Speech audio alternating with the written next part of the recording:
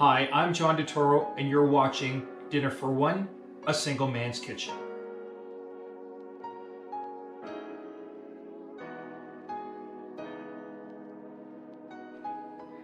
Today's episode is very special because it goes out to all the mothers out there. We're taking French toast, but we're going to put a little bit of a twist to it. It's going to be a French Toast Casserole. So we're taking that whole French toast and flipping it, reversing it, doing something different. We're going to add a little bit of cognac into it for a little bit of that more refined flavor. So let's get down to it and talk about the ingredients.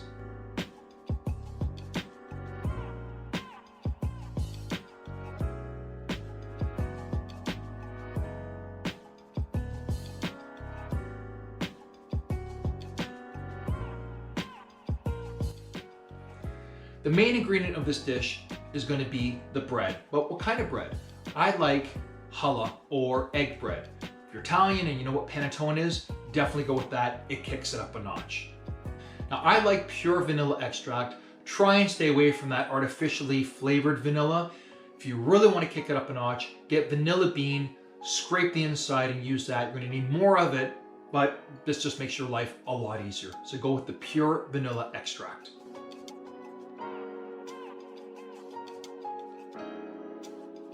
First thing you want to do is you want to grease the pan well with the butter.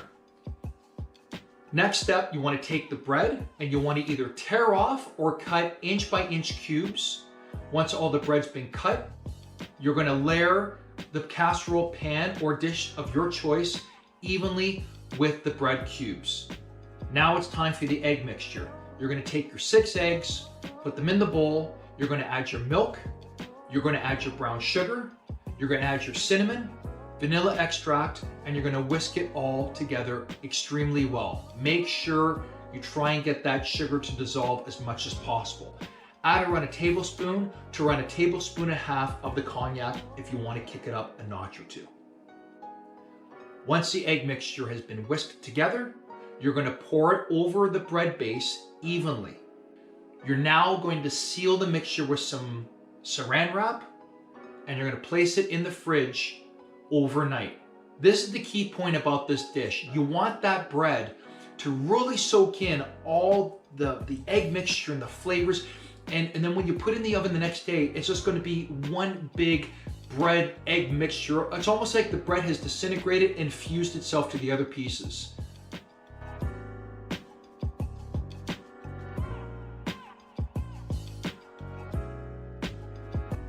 Okay, we're ready to take it out of the fridge. It's been sitting in there overnight. The bread soaked up all that egg mixture. I've got my oven heated at 350. We're gonna cover the top, but remember, this part is very important. We're gonna take this butter, we're gonna section that 1 tablespoon of butter. We're just gonna put pieces on top of the whole mixture before we put it in the oven. Cover it with aluminum foil, into the oven, 30 minutes. We're gonna bake it. We're gonna take it out after 30 minutes.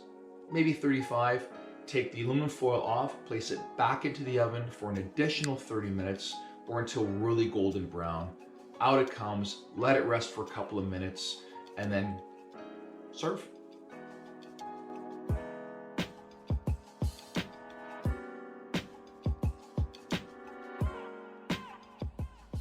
Wow, the aromas are insane. Out of the oven, let it sit for 5 minutes. It's going to become more dense because it's going to settle a little bit more, but it's a super easy recipe. Have fun with it. Serve it with some whipped cream or just some maple syrup or some whipped cream and fresh berries. Whatever way you want to have your French toast, go for it. Your mom deserves this. Happy Mother's Day. Dinner for One, Single Man's Kitchen. Lots more recipes coming your way, so stay tuned. Subscribe to my YouTube channel and enjoy.